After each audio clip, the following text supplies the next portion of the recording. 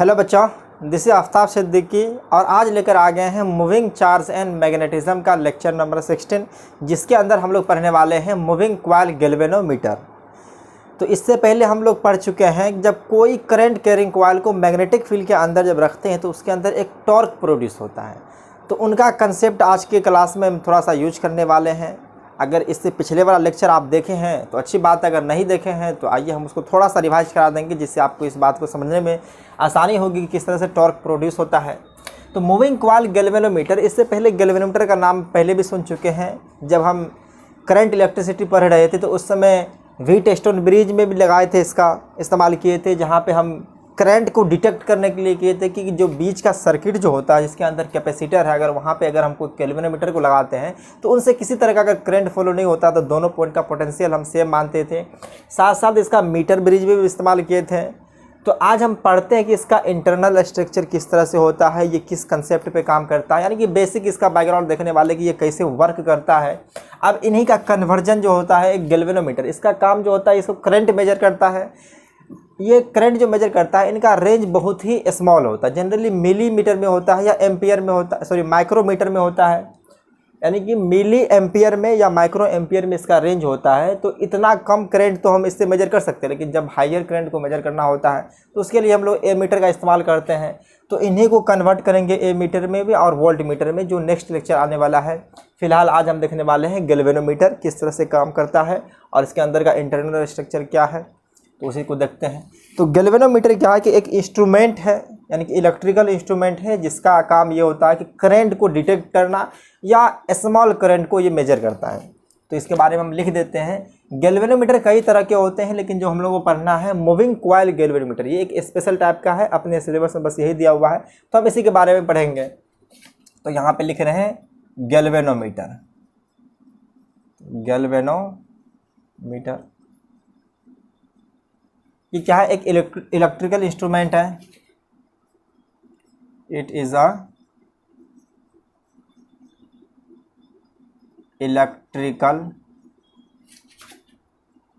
Instrument which measure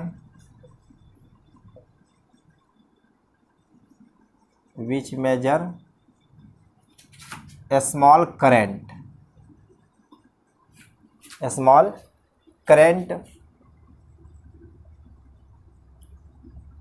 और detect, यानी कि या तो ये मेजर करता है, यानी कि ये स्मॉल करंट को, जनरली हम इसका काम जो करते हैं इस सब करंट को डिटेक्ट करने के लिए कि किसी सर्किट के अंदर करंट फॉलो हो रहा है या नहीं हो रहा है। तो इसके अंदर एक निडल लगी होती है, जिनको हम लोग एरो से दिखाएंगे यहाँ पे। तो वो निडल डिफ्लेक्ट कर जाता है जब इसको, अगर दो टर्मिनल निकालेंगे, दो टर्मिनल को हम सर्किट से कनेक्ट जब करेंगे तो उसका जो मीटर होता है वो डिफ्लेक्शन शो करता है। अगर डिफ्लेक्शन शो कर देगा तो हम समझ जाएंगे कि सर्किट के अंदर करंट है। अगर डिफ्लेक्शन नहीं शो करेगा, वो एज इट इज अपने पोजीशन पे बना रहेगा, तो वहाँ पे हम पता कर सकते हैं कि किसी तरह का करंट फॉलो नहीं हो रहा है। करंट और detect electric current in the circuit, current in the circuit. अब ये किस प्रिंसिपल के पे काम करता है, तो हम शुरुआत में लेक्चर की बता दिए थे कि अगर कोई मूविंग कॉइल को, सॉरी करंट कैरिंग कॉइल को जब मैग्नेटिक फील्ड के अंदर प्रोड्यूस रखते हैं, यानी कि प्लेस करते हैं, तो उसके अंदर एक टॉर्क प्रोड्यूस होता है, जिसका हम लोग इससे पहले पढ़ चुके हैं कि जो उसके ऊपर टॉर्क जो होता है M क्रॉस B। और ये बताए थे कि इलेक्ट्रोस्टैटिक में देखे थे कि डायपोल के ऊपर एक टॉर्क एग्जिट होता है, जब यूनिफॉर्म इलेक्ट्रिक फील्ड में रखते हैं तो वहाँ पे P क्रॉस E होता था, यहाँ पे M क्रॉस B होता है। तो यही इसका प्रिंसिपल जिस पे काम करता है, ये वो लिख देते हैं। ये प्रिंसिपल जिस पे काम करता है, तो यहाँ पे लिख सकते हैं कि जो प्रिंसिपल है torque on current carrying coil. Last class इसी पे हुआ था, torque on current carrying coil placed in magnetic field. Magnetic field जब बात कर रहे हैं तो ये मैग्नेटिक फील्ड यूनिफॉर्म है, मैग्नेटिक फील्ड। अब इस पर टॉर्क कितना लगता है तो ये भी बता देते हैं कि टॉर्क जनरली जो होता था, टॉर्क का फॉर्मूला, टॉर्क को इस तरह से दिखाते हैं। अगर वेक्टर फॉर्मेट में देखेंगे तो टॉर्क एक्सियल वेक्टर है और इस तरह से दिखाते हैं इसको। तो टॉर्क जो होता था वो m क्रॉस b, जहाँ पे m मैग्नेटिक मोमेंट होता है और b मैग्नेटिक फील्ड है। अगर इसी को थोड़ा सा बढ़ा करके लिखेंगे तो magnetic moment generally I into A होता है। जब एक क्वाइल होता है तो उसके अंदर जो करंट फ्लो होती है और उनके एरिया वेक्टर से जो क्वाइल है, जैसे मान लीजिए कि ये क्वाइल है, ये कोई क्वाइल है, इनका कुछ तो इसमें करंट अगर मान लीजिए I फॉलो हो रही है, करंट इसके अंदर से I फॉलो हो रही है और इनका एरिया A है, ये एरिया है, तो जो जितना पार्ट को ये कवर किया हुआ उसको एरिया होता है। तो इनका मैग्नेटिक मोमेंट जो होता है जनरली, ये मैग्नेटिक मोमेंट वेक्टर क्वांटिटी है, ये I इंटू ए होता है, ये I इंटू ए होता है।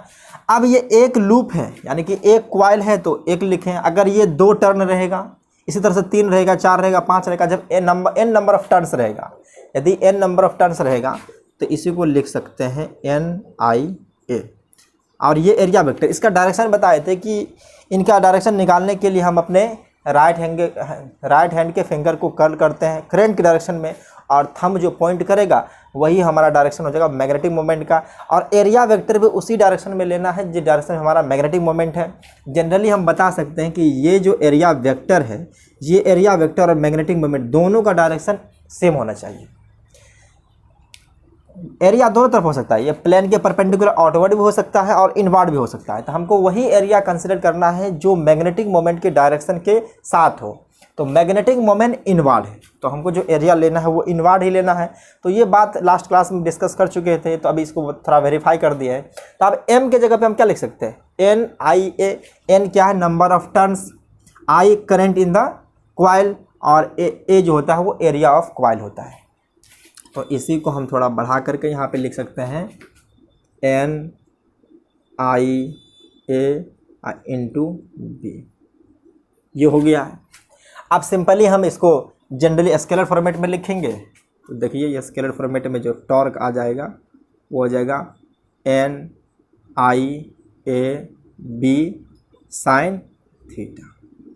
तो इनका इस्तेमाल हम लोग करने वाले हैं।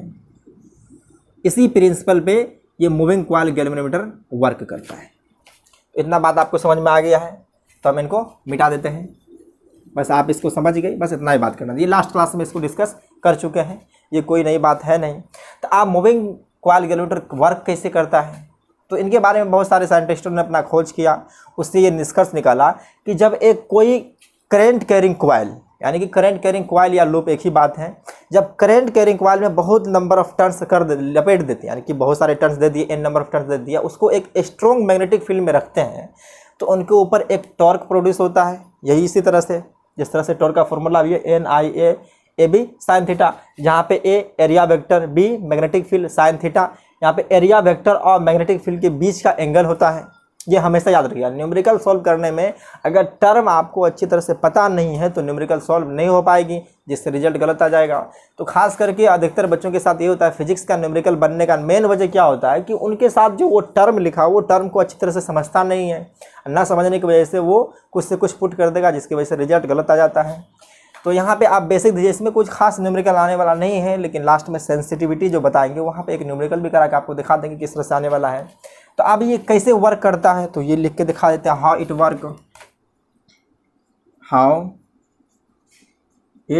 वर्क्स। कौन वर्क करता है, तो ये मूविंग कॉइल गैल्वेनोमीटर किस तरह से वर्क करता है। तो हम लोग को एक कॉइल चूज करना है जिसमें लार्ज नंबर ऑफ टर्न हो। तो यहाँ पे पॉइंट बाय पॉइंट लिख देते हैं, यहाँ पे choose a coil having large number of turn, large number of turn. इसको प्लेस करना है स्ट्रॉन्ग मैग्नेटिक फील्ड में ताकि ज़्यादा से ज़्यादा टॉर्क लगे। Turn and place it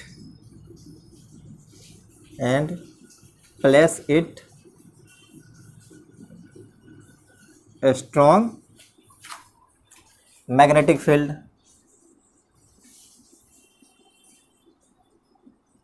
magnetic field.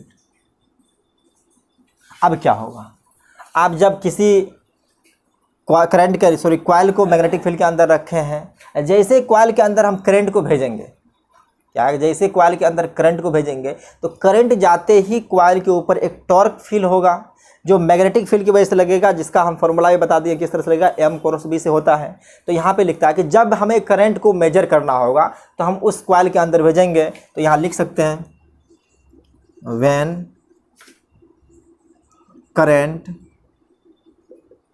Is to be measured, जब भी हमें करंट को मेजर करना हो, मेजर, अब इसको सेंट करना है इस कॉइल के अंदर, सेंट इन टू कॉइल, आप कॉइल के अंदर भेज देंगे।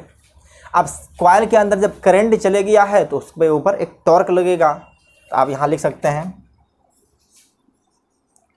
टॉर्क एक्ट्स ऑन कॉइल, जो क्या करेगा, इस कॉइल को रोटेट करना चाहेगा, विच रोटेट द कॉइल। अब इस रोटेशन को मेजर करने के लिए हम लोग एक पॉइंटर और स्केल का इस्तेमाल करेंगे।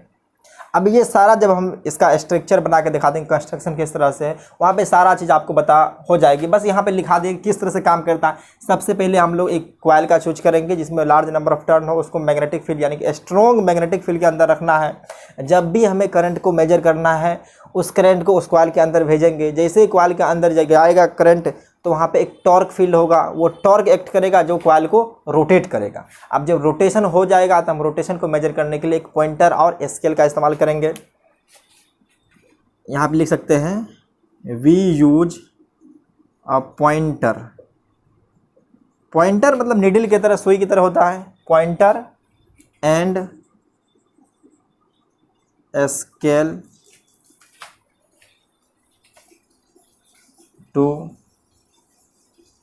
Major this rotation.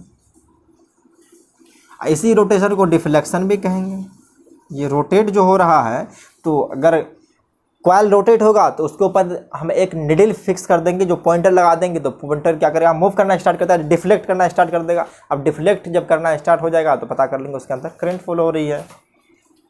डिफ्लेक्शन, या इसी को हम डिफ्लेक्शन कर सकते हैं, this rotation in the rotation of coil हो गया। अब से देख लीजिए तो पहले किस तरह काम करता है, एक कॉइल का चूज किए, उस कॉइल को जिसमें लार्ज नंबर ऑफ टर्न हो स्ट्रॉन्ग मैग्नेटिक फील्ड के अंदर रख लिए। जब भी हमें करंट को मेजर करना है, whenever current is to measure, मतलब जब भी when current is to be measured, उस करंट को हम कॉइल में भी सेंड करेंगे, सेंट इनटू द कॉइल। तो अब टॉर्क लगेगा उस कॉइल के ऊपर, जो टॉर्क कॉइल को रोटेट करना चाहेगा, विच रोटेट द कॉइल। उसके लिए हम एक पॉइंटर का इस्तेमाल करेंगे और एक स्केल का। पॉइंटर डिफ्लेक्ट करेगा, स्केल से मेजर कर सकते हैं कि वो कितना डिफ्लेक्ट किया है, to measure of this rotation of coil, इस कॉइल के अंदर जो हुआ है। तो अब जनरली हो क्या रहा है, हम करंट को सेंड कर रहे हैं, तो आप देखिए जितना ज़्यादा करंट को भेजेंगे उतना ज़्यादा रोटेशन होगा, करंट ज़्यादा होगा तो रोटेशन ज़्यादा होगा, रोटेशन जब ज़्यादा होगा तो हम उसको कहेंगे डिफ्लेक्शन ज़्यादा हो रही है, डिफ्लेक्शन ज़्यादा हो रही है तो हम वहाँ पे जब स्केल पे देखेंगे तो हमको रीडिंग जो आएगा वो ज़्यादा शो करेगा। तो उससे पता चल जाएगा कि करंट ज़्यादा फॉलो हो रही है या कम फॉलो हो रही है या किस तरह से फॉलो नहीं हो रही है। तो वो अपने पॉइंट पे, अपने जगह पे ही करंट जो पॉइंटर जो है सो रेस्ट पोजीशन पे रहेगा या इक्विलिब्रियम पे रहेगा। तो यहाँ पे कर सकते हैं हम, अगर ज़्यादा करंट भेजेंगे तो देखिए मोर द करंट, जितना ज़्यादा करंट भेजेंगे मोर द रोटेशन, उतना ज़्यादा रोटेशन होगा। जितना ज़्यादा रोटेशन होगा उतना ज़्यादा डिफ्लेक्शन होगा। मोर द डिफ्लेक्शन, इसी डिफ्लेक्शन को हम लोग मेजर करने के लिए स्केल करते हैं। तो आप देखिए अब हम करंट को भेजें, तो करंट जो अब हम भेजे इस कॉइल के अंदर, तो करंट तो हमको दिखाई नहीं देगा, लेकिन करंट के बदले में क्या दिखाई देगा, डिफ्लेक्शन दिखाई देगा। तो हम चाहते हैं कि डिफ्लेक्शन को देख करके हम पता कर सकते हैं कि सर्किट के अंदर करंट है। अगर ज़्यादा करंट है तो ज़्यादा डिफ्लेक्शन होगा, कम करंट है तो कम डिफ्लेक्शन हो जाएगा। तो यहाँ से हम इनपुट दिए हैं, इसको हम इनपुट कह सकते हैं, ये इनपुट है, और आउटपुट के तौर पे हमें क्या निकलेगा, डिफ्लेक्शन देगा। तो ये आउटपुट दिख गया। तो हमारा काम यही था कि करंट को कॉइल के अंदर भेजें ताकि हमको डिफ्लेक्शन शो कर देगा। डिफ्लेक्शन जब शो करेगा तो पता कर लेंगे उसके अंदर करंट है। अगर डिफ्लेक्शन ज़्यादा होगा तो ज़्यादा करंट है, डिफ्लेक्शन कम होगा तो कम करंट है। तो इतना बात आपको शायद समझ में आ गया होगा। तो एक बार हम हट जाते हैं, इसको आप एक बार लिख लीजिए।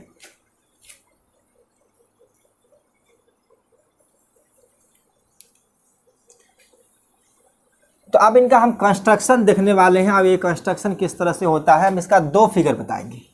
एक बताएंगे साइड व्यू, एक बताएंगे फ्रंट व्यू। जनरली किताबों में जो होता है वो फ्रंट व्यू ही दिया रहता है, जिससे आपको ज़्यादा क्लियर नहीं हो पाती है। मुझे तो खुद क्लियर नहीं हो पाता, तो हम उसका बहुत ज़्यादा डीप स्टडी करने के बाद हम उसका साइड व्यू जब देखे तो हमको पता चल गया कि किस तरह से होता है। देखिए, ये एक्सपेरिमेंट भले ही आपके स्कूल वगैरह में कराया नहीं जाता है जहाँ पे पढ़ते हैं, लेकिन ये बस किताबों में लिखा होता है, तो उसको अच्छी तरह से समझना हम लोगों के लिए डिफ़िकल्ट हो जाता है, क्योंकि इसका एक्सपेरिमेंट नहीं होता है। तो आप देखिए, हम इसका जो कंस्ट्रक्शन करने वाले हैं आपको देख करके फील हो जाएगा। तो आप कंस्ट्रक्शन देखिए, यह है कंस्ट्रक्शन। तो कंस्ट्रक्शन में जनरली हम दो मैग्नेट का इस्तेमाल करते हैं। तो एक नॉर्थ पोल होगा और एक साउथ पोल होता है। तो जनरली यहाँ पे मैग्नेट जो हम इस्तेमाल करने वाले हैं वो थोड़ा सिलिंड्रिकल शेप का होगा, चाहे उसको सर्कुलर शेप कर दीजिए। तो जिसके एक मैग्नेट ये रहेगा, जनरली मान लीजिए एक मैग्नेट ये है और एक मैग्नेट ये है, तो इसको नॉर्थ पोल मानेंगे, इसको साउथ पोल मानेंगे। तो ये नॉर्थ पोल जो मैग्नेट होगा, ये इसका शेप जो होगा वो कुछ कर्व होगा, इनसाइड कर्व होगा। यानी कि सिलेंडर को आप देखें, अगर सिलेंडर को इसको आधा कट कर देंगे तो आधा पार्ट जो दिखेगा बीच से, इसको थोड़ा एक इस तरफ शिफ्ट कर देंगे, दूसरा को दूसरी तरफ शिफ्ट कर देंगे, ताकि इनके बीच जो फील्ड आएगा वो रेडियल आ जाएगा। अब रेडियल फील्ड का क्या इस्तेमाल है अभी आप जान जाएंगे, थोड़ा देखिए। तो सबसे पहले हम क्या लेते हैं, एक मैग्नेट लेते हैं। तो यहाँ पर हम मैग्नेट बना रहे हैं, तो ये हमारा मैग्नेट है। इसका साइड व्यू दिखा रहे हैं। ये जनरली नॉर्थ पोल है, ये नॉर्थ पोल है। यहाँ जस्ट इसके सामने एक मैग्नेट लेते हैं जो हमारा साउथ पोल होगा।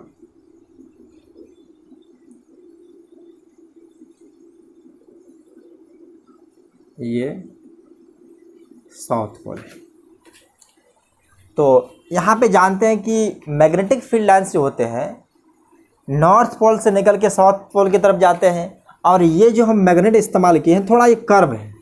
अब ये देखा जाए तो एक सिलिंड्रिकल शेप का हम बताए ना इसको, ये आपको फील हो रहा होगा थोड़ा सा कि ये सामने वाला पोर्शन है वो पीछे वाला पोर्शन है। तो कुछ ऐसे है मैग्नेट, और इसके बीच में जो सब कर्व पार्ट है, कर्व इस तरह से है कि जो सिलेंडर का अगर मान चलिए एक कर्व साइड को देखिए, अगर बीच से काट देंगे तो वो बीच वाला कर्व दिख रहा है, और दूसरी तरफ ऐसा ही है। तो एक नॉर्थ पोल एक साउथ पोल है, तो इनके बीच जो मैग्नेटिक फील्ड लाइन्स आती है वो कुछ इस तरह से आती है, रेडियल फील्ड आती है।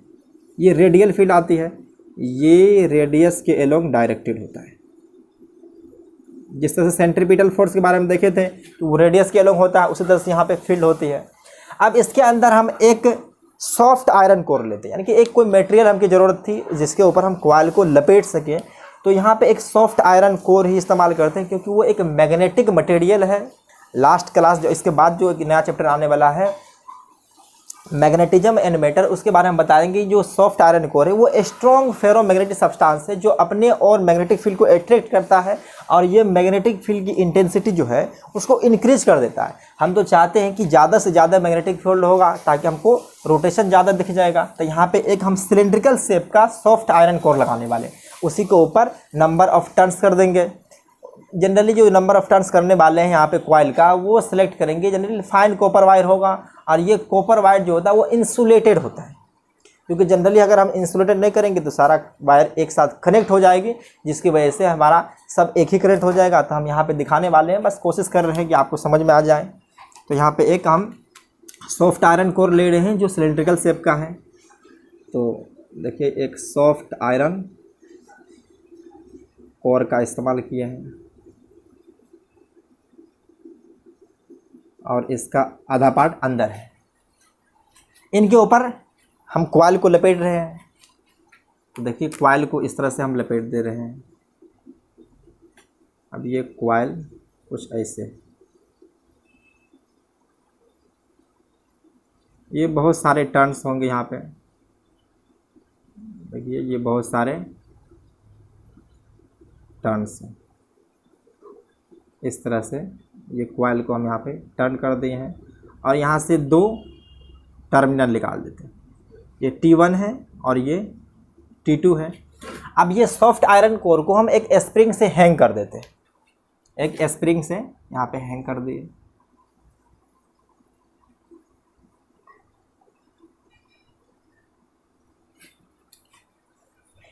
ये स्प्रिंग जो होता है जनरली फॉस्फोर ब्रोंज का हम लोग इस्तेमाल करते हैं, क्योंकि ये इसके अंदर ट्विस्टिंग आएगा तो ये ट्विस्टिंग जो है सो रोटेशन को अपोज करना चाहेगा। या इसको जो फॉस्फोर ब्रोंज का इस्तेमाल करते हैं, ये जो होता है फॉस्फोर ब्रोंज मटेरियल है और ये इसके अंदर जो है सो थिन वायर कॉपर का दिए हैं। तो यहाँ पे देख लीजिए ये स्प्रिंग से हैंग कर दिए हैं। ये हमारा कोई एक सपोर्ट है, ऐसे हैंग कर दिए हैं। और यहाँ पे हम लोग करते हैं क्या कि जनरली आप ये फॉस्फोर ब्रोंज को तो समझ ही गए, तो हम इसको थोड़ा सा मिटा देते हैं। अगर लिखना चाहेंगे तो देखिए साथ साथ फिगर को आप ड्रॉ कर लीजिए। ये साइड व्यू है, ये साइड व्यू जो किताबों में दिया रहता है, हम वो भी आपको बना करके दिखाने की कोशिश कर रहे हैं। तो ये साइड व्यू स्ट्रक्चर है, लिख लीजिए इसको, लिख लिए। तो आप देखिए यहाँ पे एक हम लोग पॉइंटर शिफ्ट करने वाले हैं। तो ये देखिए हमारे पास एक डस्टर है, इसी पे समझाने की कोशिश कर रहे हैं कि ये हमारा सॉफ्ट आयरन कोर पीस जो सिलेंड्रिकल है उसके ऊपर हम एक पॉइंटर को इस तरह से चिपका देते हैं हॉरिजॉन्टली। अब ये हॉरिजॉन्टली इस तरह से चिपका हुआ है, मान करके चलिए ये इस तरह से चिपका हुआ है। तो अगर ये मूव करेगा, ये रोटेट करेगा तो ये डिफ्लेक्शन होगा। देख लीजिए, गौर से देखिएगा, ये अगर रोटेट करेगा तो इस तरह से डिफ्लेक्शन होगा। तो इस पॉइंटर को हम थोड़ा ऊपर ही दिखा देते हैं ताकि आपको नज़र आ जाए। अगर पीछे दिखाने की कोशिश करेंगे तो इस बोर्ड पे दिखा तो सकते नहीं हैं, तो जनरली हम इसको ऊपर दिखाने की कोशिश करते हैं। तो ये हम फॉस्फोर ब्रोंज जो लिखे हैं, ये स्प्रिंग जो लिए हैं वो फॉस्फोर ब्रोंज का होता है।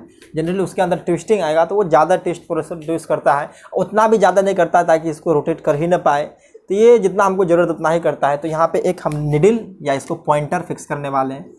तो देख लीजिए ये कोई पॉइंटर है और यहाँ से हम एक स्केल लगाए थे, बीच में 0 होती है, 1 2 3 4, 1 2 3 4, ये 0 1 2 3 4, यहाँ से 1 2 3 4। ये साइड व्यू है। अब इसका हम फ्रंट व्यू देखते हैं। तो फ्रंट व्यू से अगर हम देखेंगे ऊपर से, तो ऊपर से जब देखेंगे तो सर्कुलर पार्ट दिखेगा। जनरली देखिए हमको कुछ ऐसा दिखेगा, ये दोनों कुछ ऐसा होगा। जनरली किताबों में ऐसा ही दिया रहता है। ये फ्रंट व्यू है, ये फ्रंट व्यू है। अब फ्रंट व्यू से देखेंगे तो ये हमारा जो सिलेंडर है वो सिलेंडर का सिर्फ ऊपर वाला फेस दिखेगा, जो सर्कुलर फॉर्मेट में होगा वो कुछ ऐसे हमको दिखने वाला है। सर्कुलर फॉर्मेट में होगा तो ये कुछ ऐसे दिखेगा। इसके ऊपर में नंबर ऑफ टर्न्स जो हम किए हुए हैं वो कुछ ऐसे आ जाएगा। बहुत ज़्यादा टर्न किए हुए यानी कि n नंबर ऑफ टर्न किए हुए हैं। अब ये नॉर्थ पोल है और ये साउथ पोल है। तो हम यहाँ से बताएं कि जो फील्ड है वो रेडियल है। तो रेडियल फील्ड कहने का मतलब है कि इसके रेडियस के एलोंग हो जाएगा। तो यहाँ से फील्ड जो भी आएगा सब इसके रेडियस के एलोंग होगा। ये सब सारा फील्ड जो है इसको रेडियस के एलोंग हो जाएगा। तो जनरली ये फील्ड को हम दिखा दें, देखिए ये रेडियस से आता हुआ फील्ड दिखाई देगा। तो ये रेडियस यहाँ से, तो कुछ फील्ड ऐसा आ जाएगा। आप सिर्फ समझने की कोशिश कीजिए कि ये रेडियली आउटवर्ड है, क्योंकि बीच का पार्ट हम दिखा नहीं सकते क्योंकि वो सॉफ्ट आयरन कोर के अंदर चले जाएगा। तो ये जो बाहर आया है उसको दिखा देंगे। तो अब इनके ऊपर हम एक पॉइंटर को फिक्स किए थे, यहाँ से एक पॉइंटर फिक्स किए थे। ये कुछ ऐसा ही था, थोड़ा सा और इसको बढ़ा देते हैं। और यहाँ से हम एक स्केल को लेकर के 1 2 3 4 1 2 3 4 ये 0 1 2 3 4 1 2 3 4 जनरली इसको देखिएगा तो कुछ ऐसा रहता है, ये कुछ इस टाइप का बना होता है। ये हमारा मूविंग कॉइल गैल्वेनोमीटर का फ्रंट व्यू है। अब यहाँ स्प्रिंग जो हैंगिंग है वो थोड़ा ऊपर है, तो हम थोड़ा सा यहाँ पे दिखाने की कोशिश कर रहे हैं कि कुछ ऐसे हमको दिखाई देगा। ये स्प्रिंग है, ये जनरली जो हमारा है ये स्प्रिंग है। ये शायद इतना छोटा राइटिंग आपको बोर्ड पे दिख नहीं रहा होगा। तो ये स्प्रिंग, ये जो ऊपर था वो उस तरह से दिखा दिया कि ऊपर से देखेंगे तो वो स्प्रिंग भी दिखेगा। तो अब देखिए कि अब इनके अंदर जो करंट भेजेंगे तो मैग्नेटिक फील्ड का डायरेक्शन देखिए, मैग्नेटिक फील्ड का डायरेक्शन इस तरफ से अगर देखिए, अभी तो मैग्नेटिक फील्ड इस तरफ भी है इस तरफ भी है, लेकिन हमको वही मैग्नेटिक फील्ड ज़रूरत पड़ेगी जो इसके कॉइल से होकर के पास करेगा। तो कॉइल से जो होकर के पास कर रहा मैग्नेटिक फील्ड का डायरेक्शन देखिए इस तरफ से है, ये बी है। अब ये कॉइल है इस तरह से, आप देखिए रेक्टेंगुलर अगर कॉइल है, जनरली इसको देख लीजिए रेक्टेंगुलर शेप का है, तो जो इसके ऊपर एरिया वेक्टर होती है, एरिया वेक्टर, क्योंकि जनरली अभी हम टॉर्क निकालने वाले, देखिए अभी टॉर्क जो प्रोड्यूस होने वाला है वो इस तरह से आएगा कुछ, टॉर्क इक्वल टू NIAB, समझ रहे बात, NIB। तो यहाँ पे जो एरिया वेक्टर लेने वाले वो मैग्नेटिक मोमेंट डायरेक्शन होना चाहिए। एरिया वेक्टर जो यहाँ से आप देखिएगा गौर से, तो एरिया वेक्टर जो आने वाला है इस कॉइल के परपेंडिकुलर होगा, तो कुछ बाहर की तरफ होगा। तो जनरली हम इसको यहाँ से ऐसे दिखा देते हैं, ये एरिया वेक्टर है, यानी कि ये मान के चलिए कॉइल है, तो कॉइल की इस तरह से एरिया वेक्टर है और इस तरफ मैग्नेटिक फील्ड है। देखिए ये कॉइल का एरिया वेक्टर है और मैग्नेटिक मोमेंट डायरेक्शन भी इसी तरह से होगा। अगर करंट मान के चलिए इस तरह से भेज दिए तो ऐसे करेंगे, अगर करंट मान लीजिए कि ऐसे फॉलो कर दिए, इसके अंदर इस तरह से जा रही है, तो ऐसे करेंगे तो करंट का डायरेक्शन, सॉरी एरिया का डायरेक्शन या मैग्नेटिक मोमेंट डायरेक्शन दोनों बाहर तरफ आता हुआ दिखेगा। तो यहाँ से देखिए कि हमेशा मैग्नेटिक मोमेंट या एरिया वेक्टर गई है, दोनों का डायरेक्शन सेम होने वाला है। अगर इस पॉइंट पे है तो अब देखिए एरिया वेक्टर इस तरह से कुछ है, ये एरिया वेक्टर। अब देखिए कि अगर ये थोड़ा सा रोटेट करेगा तो अब इस मैग्नेटिक फील्ड लाइन के अलोंग आ जाएगा, तो फिर भी मैग्नेटिक फील्ड परपेंडिकुलर लगेगा, फिर इस तरह से होगा। तो ये देखिए टॉर्क जो लगेगा इस पर इतना से लेकर इतना तक ही घूम सकता है, ऐसा नहीं कि टोटल पूरी तरह से कॉइल घूम जाए। इसका भी कुछ रिफ्लेक्शन होता है कि वो मैक्सिमम कितना जा सकता है, 4 तक जा सकता है लेफ्ट साइड में और राइट साइड में। अगर मान लीजिए बीच में अगर रहेगा तो 0 पे पॉइंटेड करेगा।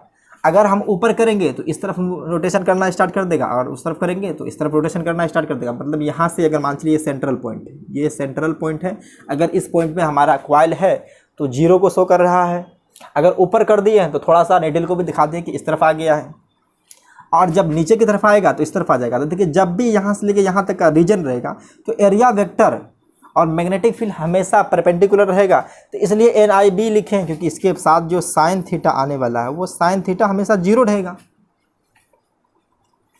तो इस बात पे हम बाद में आएंगे, पहले इस बार एक बार फिगर को आप ड्रॉ कर लीजिए, फिगर को एक बार ड्रॉ कर लीजिए, पॉज करके अच्छी तरह से ड्रॉ कर सकते हैं,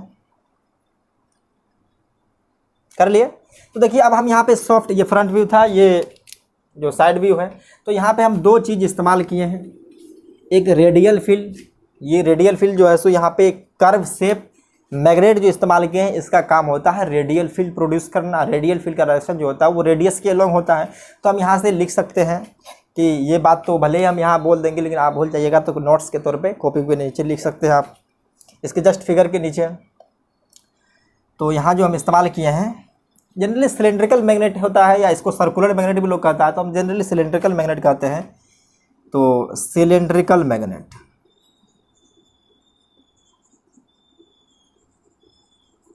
सिलेंड्रिकल मैग्नेट, तो इनका काम जो होता है वो रेडियल फील्ड प्रोड्यूस करता है।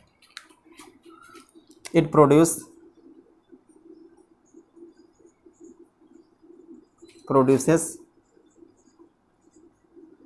Radial field.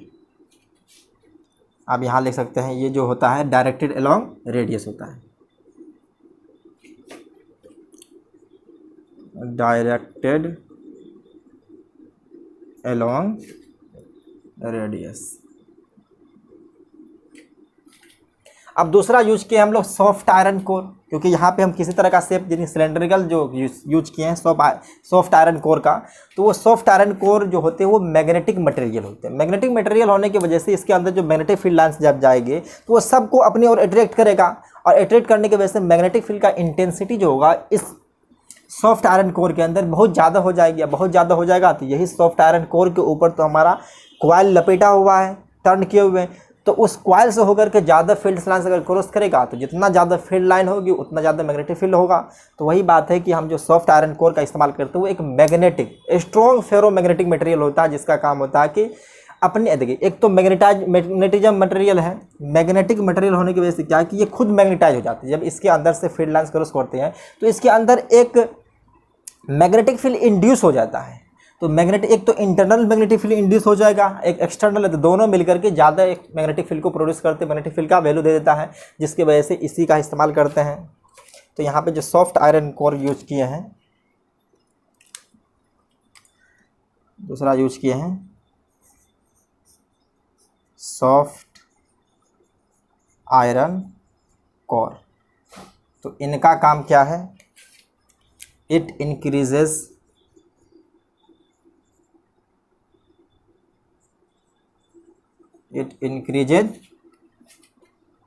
magnetic field intensity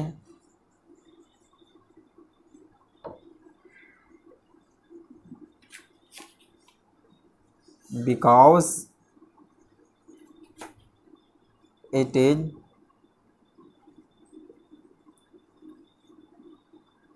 a strong ferromagnetic material. It is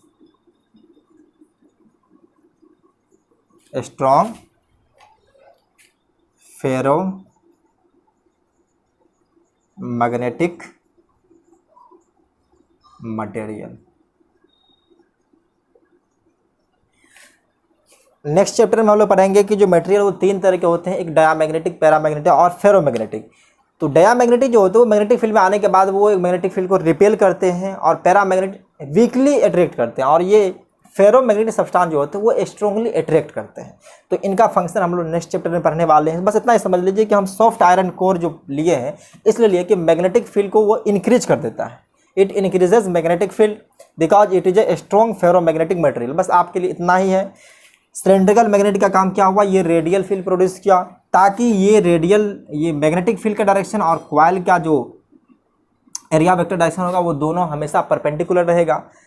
तो जिसकी वजह से हमारा टॉर्क जो आएगा मैक्सिमम आ जाएगा। NIAB साइन थीटा जो होता है वो वहाँ पे लिख सकते हैं सिर्फ NIB, क्योंकि साइन थीटा का वैल्यू तो 0 हो जाएगा। तो आप इनको मिटा देते हैं हमें, और इसको लिख लीजिए, बस इस फिगर को हम रहने देने वाले हैं। तो इतना को आप इनको तो लिख ही लिए होंगे, बस इसको लिख लीजिए, हम इसको मिटा देते हैं।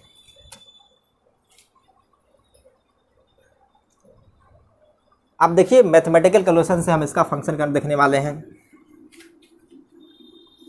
तो ये किस तरह से होता है, क्योंकि अब टॉर्क आएगा, टॉर्क करने के बाद जो है इसके अंदर एक स्प्रिंग लगा हुआ था जो ट्विस्ट होगा तो उसके अंदर भी एक टॉर्क प्रोड्यूस हो जाएगा।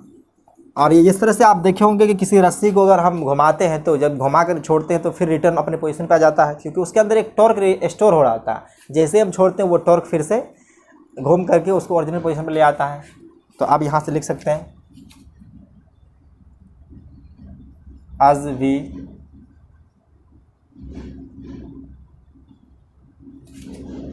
measured करंट, जब भी हमको करंट को मेजर करना होगा उसको सेंड करेंगे, measure current send in the coil. जब कॉइल के अंदर जब करंट को सेंड करेंगे तो टॉर्क उस पर होगा, torque acts on the coil. अब ये टॉर्क का जो फॉर्मूला होगा वो हम बता भी चुके हैं कि ये टॉर्क जो होगा वो NIAB साइन थीटा होगा। तो ये NIAB साइन थीटा है, और ये साइन थीटा का वैल्यू जो आने वाला है वो 1 होगा, क्योंकि इसी के लिए तो हम रेडियल फील्ड इस्तेमाल किए थे, बिकॉज क्योंकि ए इज परपेंडिकुलर टू बी। यहाँ पे ए एरिया वेक्टर है और बी मैग्नेटिक फील्ड है। तो देखिए यहाँ से, तो यहाँ से अब नेक्स्ट स्टेप में हम लिख सकते हैं, इसको थोड़ा आगे बढ़ा करके। तो अब हमारा टॉर्क जो आ चुका है वो एन आई ए बी। अब ये देखिए, ये अप्लाइड टॉर्क, ये टॉर्क अप्लाइड टॉर्क है। सॉरी, इसको थोड़ा सा नीचे लिख देते हैं, ये अप्लाइड टॉर्क, अप्लाइड टॉर्क हुआ है। अब जैसे ही टॉर्क इसके अंदर घुमाना चाहेगा, अब टॉर्क क्या करेगा, कॉइल को घुमाना चाहेगा। अब जब घुमा रहे हैं तो इसके अंदर स्प्रिंग लगा, जैसे कि अब ये सॉफ्ट आयरन कोज का पीस जो ये घूमना स्टार्ट कर देगा। जैसे देखिए यहाँ पे स्प्रिंग लगा हुआ है, अब ये घूमना स्टार्ट करता है। जब घूमेगा तो स्प्रिंग चुपचाप बैठा रहेगा, ऐसा नहीं होता ना। तो स्प्रिंग के जो अंदर जो ट्विस्ट आ रहा है, स्प्रिंग जब ट्विस्ट हो रहा है तो उसके अंदर भी टॉर्क प्रोड्यूस हो रहा है।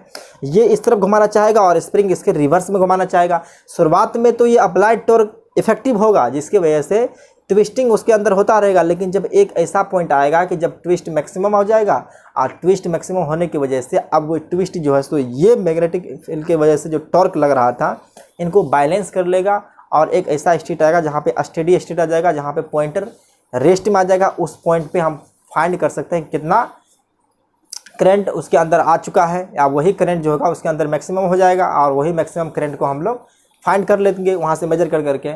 तो यहाँ से लिख सकते हैं as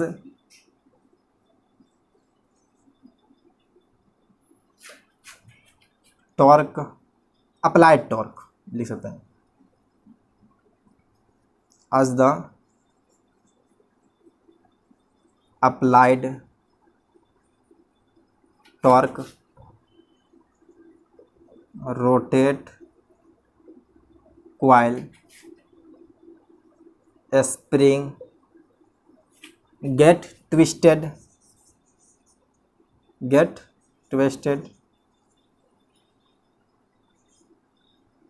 ये ट्विस्ट हो जाएगा। तो ये ट्विस्टेड, और ट्विस्टेड मतलब क्या है, वो ज़्यादा घुमा रहे हैं तो उसके अंदर ट्विस्ट हो रही है, तो वो आप क्या, अब ये काउंटर टॉर्क अप्लाई करेगा। Twisted due to this spring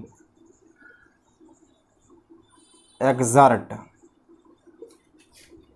counter torque, या इसी को हम कहेंगे रीस्टोरिंग टॉर्क। रीस्टोरिंग टॉर्क मतलब क्या है, अगर जिस तरह से हम एक पेंडुलम को अगर यहाँ पे लटका हुआ, इस पेंडुलम को अब एक फोर्स लगा करके हम यहाँ कर देंगे, तो अब इसके अंदर एक फोर्स लगता है अपोजिट डायरेक्शन में, जो ग्रेविटेशनल के द्वारा लगता है, उसको रीस्टोरिंग फोर्स कहते हैं। अब इसको यहाँ पे छोड़ देंगे तो फिर से ये अपने ओरिजिनल पोजीशन पे आ जाएगा, क्योंकि इसके अंदर एक रीस्टोरिंग फोर्स जो है सो स्टोर हो रहा था। फिर उसको जैसे ही हटाएंगे तो वो फोर्स लगने की वजह से यहाँ पे आ जाएगा। तब उसी तरह से स्प्रिंग को जब ट्विस्ट आ गया है तो जब उसको हम छोड़ेंगे तो अपने पोजीशन में जाना चाहेगा, लेकिन यहाँ पे छूट तो नहीं रहा, यहाँ पे टॉर्क भी अप्लाइड हो रहा है, उधर से ट्विस्टिंग भी हो रहा है, तो दोनों आपस में लड़ रहा है। शुरुआत में तो अप्लाइड टॉर्क जीतेगा, लेकिन एक पॉइंट ऐसा आएगा कि वहाँ पे दोनों बराबर हो जाएगा, उसको स्टेडी स्टेट कहेंगे, जहाँ पे पॉइंटर रेस्ट में आ जाएगा या इक्विलिब्रियम कह सकते हैं।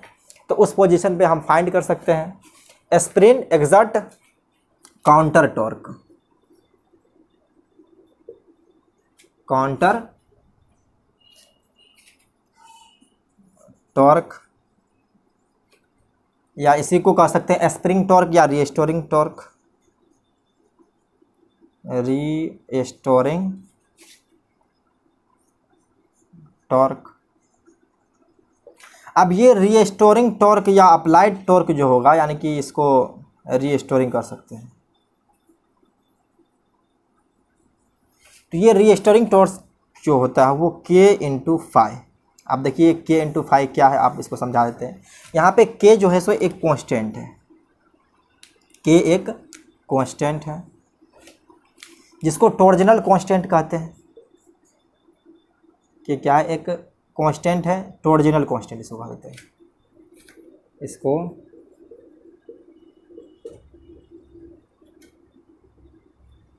टॉर्जनल, सॉरी आई नहीं होता है, टॉर्जनल होता है, TORSIONL, टॉर्जनल कांस्टेंट। अब ये टॉर्जनल कांस्टेंट जो है सो ये फिक्स वैल्यू होता है, जितना ज़्यादा हम उसको ट्विस्ट करते जाएंगे ये तो कांस्टेंट रहेगा। अब ये टॉर्क इंक्रीज करता जाएगा। यहाँ पे फाई जो है सो एंगुलर डिस्प्लेसमेंट है। एंगुलर डिस्प्लेसमेंट मतलब अगर हम टॉर्क अगर लगा रहे हैं तो ये घूमता जाएगा, तो ये जब घूमता जाएगा तो ये एंगुलर पोजीशन को चेंज करेगा, तो एंगुलर पोजीशन चेंज हो रहा तो उसको एंगुलर डिस्प्लेसमेंट कर सकते हैं। तो ये है एंगुलर डिस्प्लेसमेंट, एंगुलर डिस्प्लेसमेंट।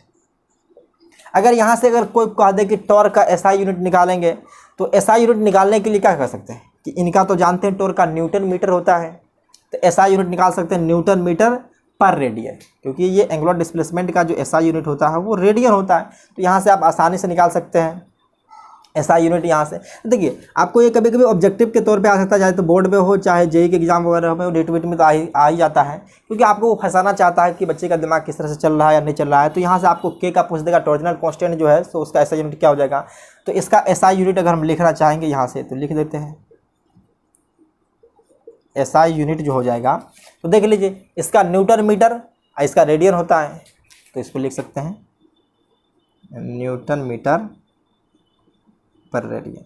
अब जब आपको ये न्यूटन मीटर पर रेडियन पता चल चुका है एसआई यूनिट, तो डायमेंशन भी इसका निकाल सकते हैं। डायमेंशन निकालने के लिए क्या, इसका न्यूटन का जानते हैं, मीटर का जानते हैं, रेडियन तो कुछ नहीं होता, रेडियन डायमेंशन लेस है।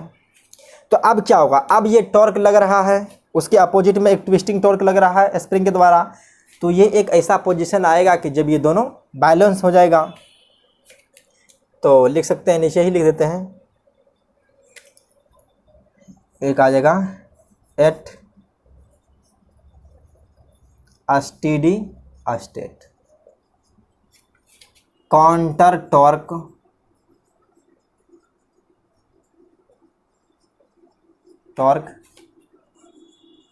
बैलेंस।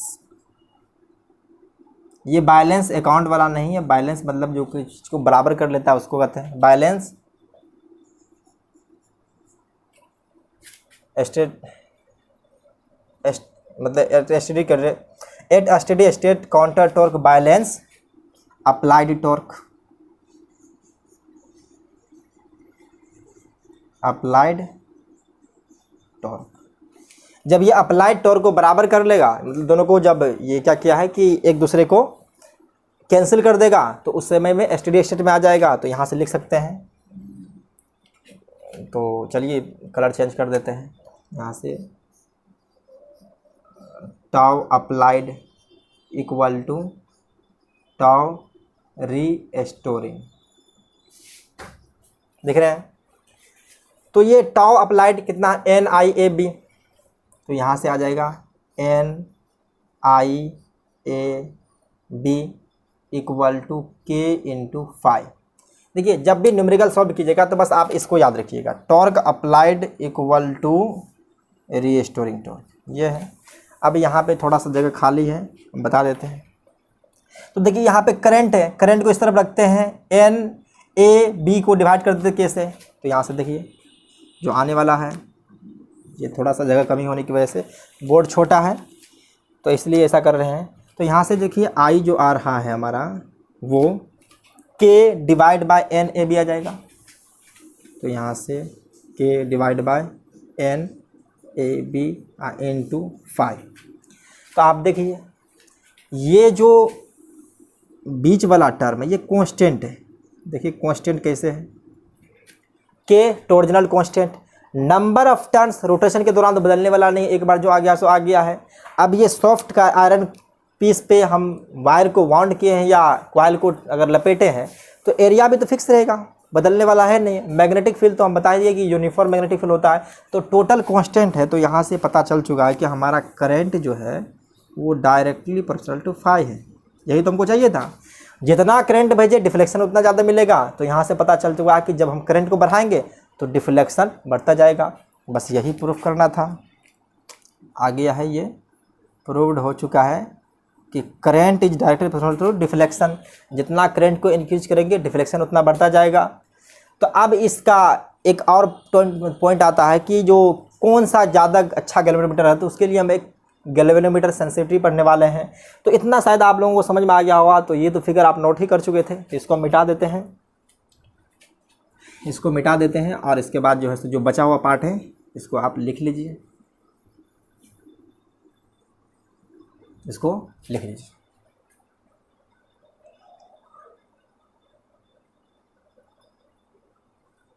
लिख लिया। तो चलिए हम देखने वाले हैं सेंसिटिविटी ऑफ गैल्वेनोमीटर। आप कोई गैल्वेनोमीटर कितना सेंसिटिविटी है, देखिए रियल लाइफ में आप कभी भी देखते हैं कि कोई कोई ऐसा आदमी होता है, जैसे आपके दोस्तों में होता है, कि छोटी छोटी बात पे ज़्यादा सा बखेड़ा खड़ा कर देता है कि आप उसका कुछ मजाक करना चाहेंगे वो जल्दी ही रिस्पॉन्स में आ जाता है, तो उसी को कहते हैं सेंसिटिविटी। मतलब जो छोटी बात का बड़ा कर दे, यानी कि एक छोटी सी बात को बतंगड़ बना दे, उसी को कहते हैं सेंसिटिविटी। तो देखिए गैल्वेनोमीटर सेंसिटिविटी देखने वाले हैं। क्या sensitivity of galvanometer, sensitivity of galvanometer.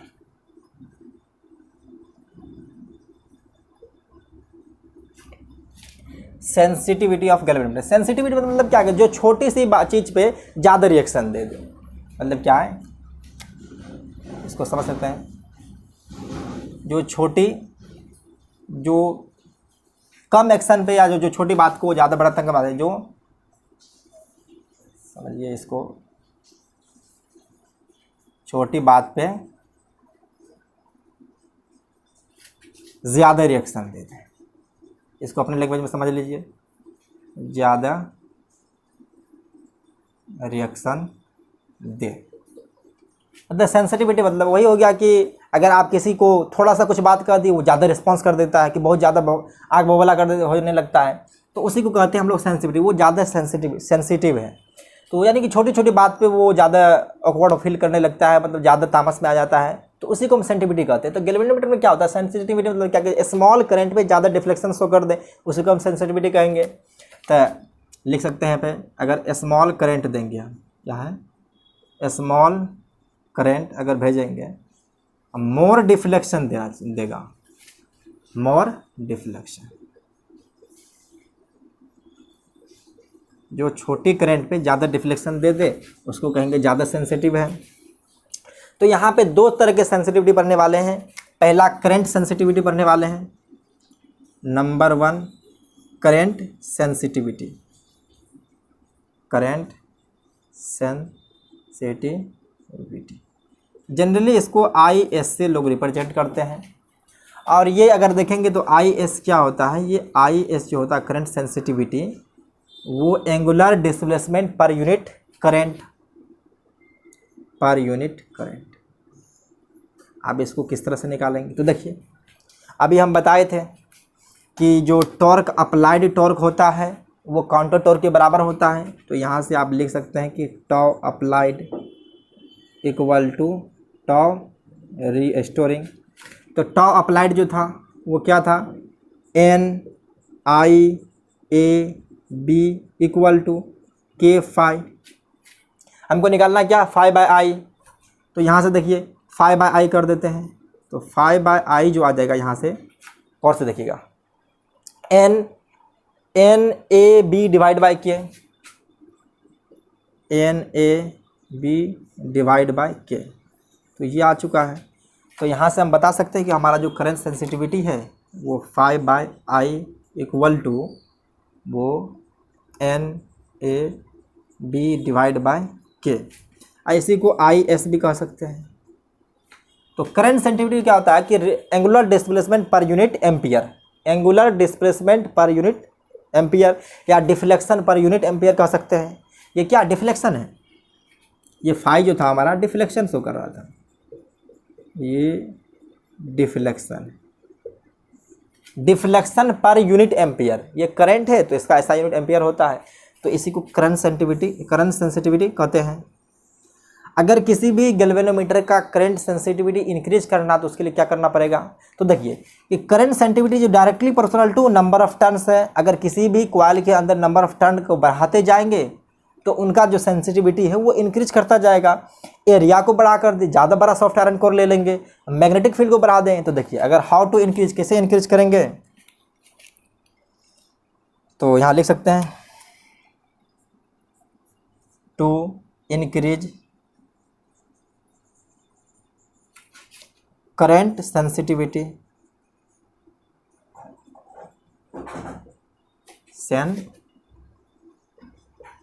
Sensitivity. Current sensitivity को इंक्रीज करने के लिए पहला करना क्या है, नंबर ऑफ टर्न्स को इंक्रीज कर देंगे। दूसरा, आप चाहें तो एरिया को इंक्रीज कर दीजिए। तीसरा, चाहें तो आप मैग्नेटिक फील्ड को इंक्रीज कर दें। और चौथा, अगर चाहें तो आप काउंटर टॉर्क को कम करने के लिए जो के का वैल्यू है, कुछ ऐसा स्प्रिंग लीजिए जिसका ट्विस्टिंग मतलब ये टॉर्जनल कांस्टेंट जो है वो कम हो, तो के को डिक्रीज कर दीजिए। ये आ गया।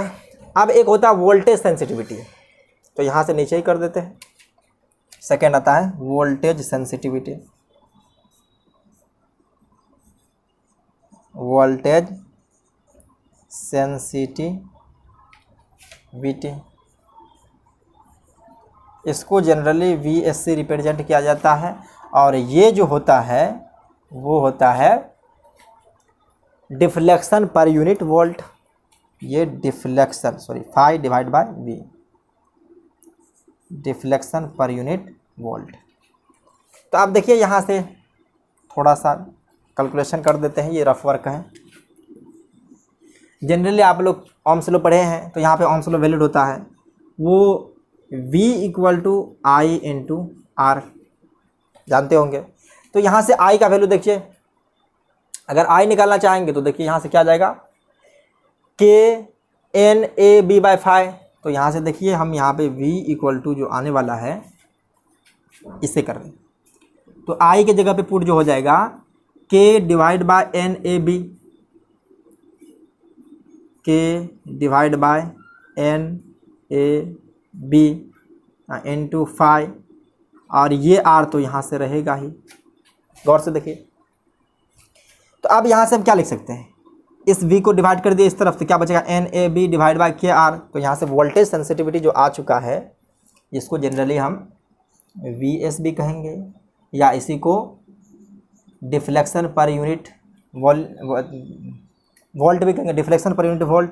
और वो जो आ चुका है इस तरफ अगर डिवाइड करेंगे तो NAB ऊपर आ जाएगा, NAB डिवाइड बाय KR, बस यही है।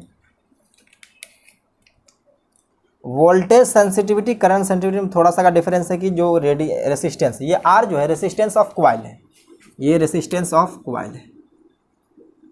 क्वाइल है तो क्वाइल का कुछ तो रेसिस्टेंस होगा, क्योंकि अभी तक कोई भी ऐसा वायर नहीं जिसके अंदर रेसिस्टेंस नहीं हो। रेसिस्टेंस ऑफ क्वाइल, ये क्वाइल के अंदर का रेसिस्टेंस है। तो अब अगर कहा देगा किस तरह से इंक्रीज करेंगे वोल्टेज सेंसिटिविटी को, तो यहाँ से लिख सकते हैं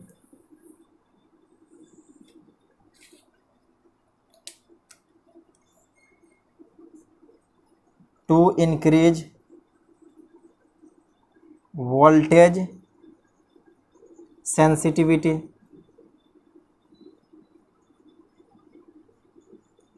तो क्या क्या करना पड़ेगा, पहला तो हम वही करेंगे, नंबर ऑफ टर्न्स को इंक्रीज कर देंगे। यहाँ से पहला करना क्या है, नंबर ऑफ टर्न्स को इंक्रीज कर देना है। दूसरा भी या तो आप एरिया को इंक्रीज कर दें। तीसरा, या तो आप मैग्नेटिक फील्ड को इंक्रीज कर दें।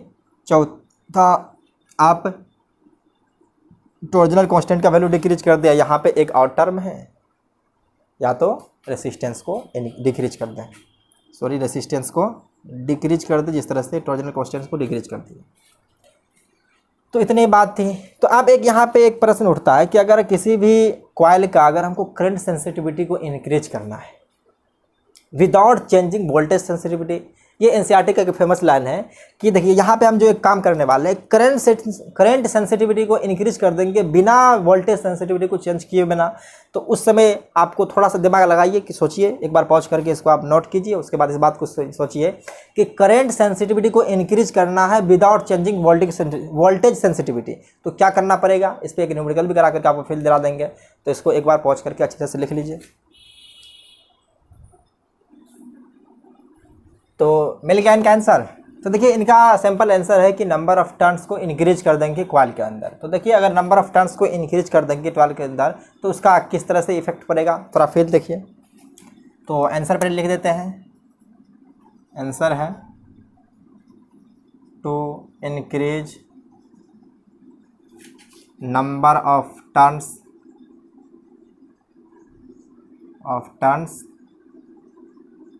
इन कॉइल। तो करंट सेंसिटिविटी जो हम देखे हैं, जिसको आई एस कहते हैं या इसी को फाई बाय आई कह सकते हैं, तो वो क्या आया था, N A B divide by K, ये करंट सेंसिटिविटी था। और voltage sensitivity phi by V, N A B divide by K into R, ये था। अगर चाहें तो अपना पेज को उल्टा के देख भी सकते हैं अगर लिखे हैं तो, नहीं तो वीडियो को पॉज कर पीछे कर दिए, रिवाइंड कर दीजिए, वहाँ से आपको पता चल जाएगी। तो यहाँ पे देखिए, सपोज कर रहे हैं कि हम टर्न्स को n से 2n कर दिए, तो करंट सेंसिटिविटी क्या हो जाएगा, क्योंकि करंट सेंसिटिविटी जो है वो n के डायरेक्टली प्रोपोर्शनल है। तो करंट सेंसिटिविटी ये डबल हो जाएगा। अब वोल्टेज सेंसिटिविटी में क्या फ़र्क पड़ेगा, तो देखिए, अगर हम n को जब 2n किए तो लेंथ भी तो बढ़ेगा, L से 2L हो जाएगा, तो इसका लेंथ भी L से 2L हो जाएगा। क्योंकि जनरली अगर हम टर्न को इंक्रीज कर रहे हैं तो स्वाभाविक सी बात है कि उसके अंदर का नंबर ऑफ लेंथ को भी इंक्रीज कर, उसके लेंथ को इंक्रीज कर रहे हैं, तो जो लेंथ जो होती है वो डायरेक्टली प्रोपोर्शनल टू आर होता है। ये पता होगा आपको, ओम्स लॉ पढ़े थे, उसी समय पढ़ाए थे, सॉरी रेसिस्टेंस जब बताए थे, तो रेसिस्टेंस के ऊपर 4 लेक्चर कर चुके हैं हम करंट इलेक्ट्रिसिटी में। वहाँ पे जाकर के आप सर्च कीजिए प्ले लिस्ट में जा कर के, तो वहाँ पे करंट इलेक्ट्रिसिटी में बता चुके हैं कि L direct proportional to R होता है। जनरली देखिए यहाँ पे आर का वैल्यू जो होता है रो एल बाय ए, समझ रहे होंगे। ये रेसिस्टिविटी जो कांस्टेंट होता है, ये लेंथ ऑफ वायर, और ये क्रॉस सेक्शन एरिया होता है। तो यहाँ से R इक्वल टू एल होता है। तो यहाँ से देखिए कि R भी जो है सो वो 2R हो चुका है, फील हो रहा है। लेंथ इंक्रीज, रेसिस्टेंस इंक्रीज किए, तो देखिए n ऊपर 2n हुआ है तो रेसिस्टेंस भी तो बढ़ गया है। तो वोल्टेज सेंसिटिविटी किसी तरह का फर्क नहीं आया, करंट सेंसिटिविटी इंक्रीज कर गया है। तो बस इतना ही सी बात थी, आपको फील लाने के लिए किए। अभी कह सकते हैं यहाँ से voltage sensitivity remain same, voltage sensitivity same रहेगा, ये ई है, पता चल गया। तो चलिए इसके पे एक क्वेश्चन कर लेते हैं। तो देखिए लास्ट में एक क्वेश्चन हम आपको करा दे रहे हैं, जहाँ पे हमें नंबर ऑफ टर्न्स को इंक्रीज किया। देखिए यहाँ पे कह रहा है कि जो 2 moving coil galvanometer having same coil, तो दोनों जो 2 मूविंग कॉइल है, एक M1 है और एक M2 है। तो एक के अंदर नंबर ऑफ टर्न्स 30 है, रेसिस्टेंस 10 ओम है। दूसरे में सेकेंड M2 जो उसके अंदर नंबर ऑफ टर्न्स 42 है, रेसिस्टेंस 14 है। और एरिया देखा जाए दोनों का सेम है, एरिया देखिए सेम है और मैग्नेटिक फील्ड भी सेम है। तो पूछ रहा है कि find the ratio of current sensitivity end voltage sensitivity for M1 and M2, दोनों के लिए पूछ रहा है। तो आप देखिए हम पहले करंट सेंसिटिविटी निकालने वाले हैं यहाँ पे। तो देखिए तो चलिए नंबर 1 में सॉल्यूशन ही देख लीजिए।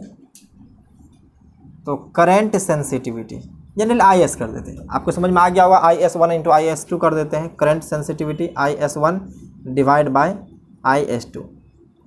तो IS1 कर रहे हैं तो करंट सेंसिटिविटी क्या होता है, N1 A1 B1 divide by K1, याद होगा। अरे देखिए current sensitivity phi by I equal to NAB by K, यही होता है। वोल्टेज सेंसिटिविटी में क्या होता है, यहाँ पे R आ जाता है, तो कुछ ज़्यादा बड़ी बात है नहीं।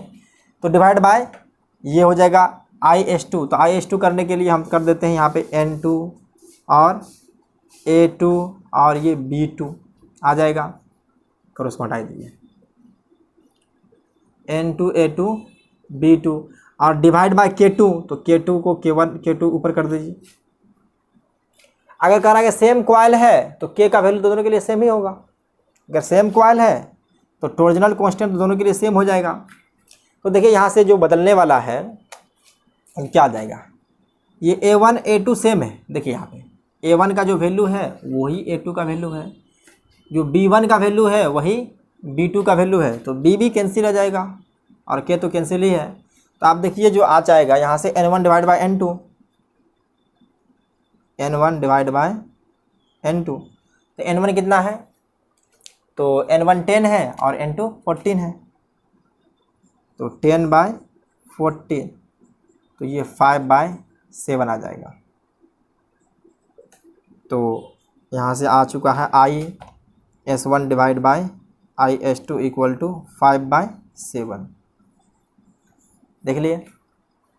सेकेंड में देखते हैं वोल्टेज सेंसिटिविटी। वोल्टेज सेंसिटिविटी निकालना है क्या,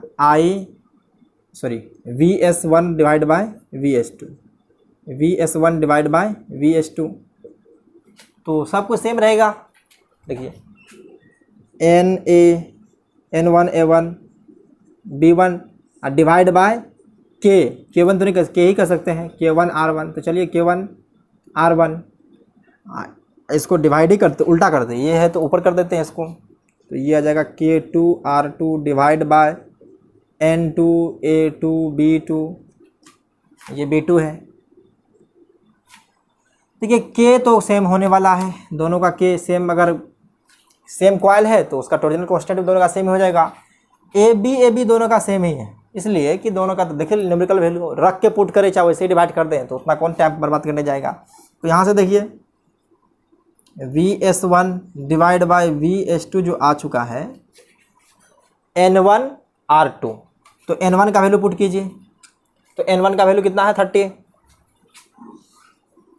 R2 का वैल्यू 14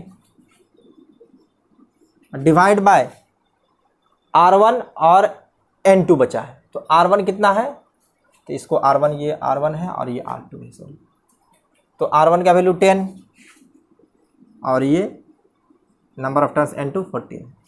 तो देखिए ये 3 टाइम्स में कैंसिल हो जाएगा, ये 3 टाइम्स में, ये 3 कैंसिल होकर के आ जाएगा। तो यहाँ से देख रहे हैं कि दोनों का रेशियो सेम है। इसमें चेंज हम क्या किए थे कि चेंज जो किए थे सिर्फ नंबर ऑफ टर्न्स चेंज किए थे। नंबर ऑफ टर्न्स चेंज करने के बाद रेसिस्टेंस जितना इसको किए हैं तो रेसिस्टेंस भी इंक्रीज हुआ है।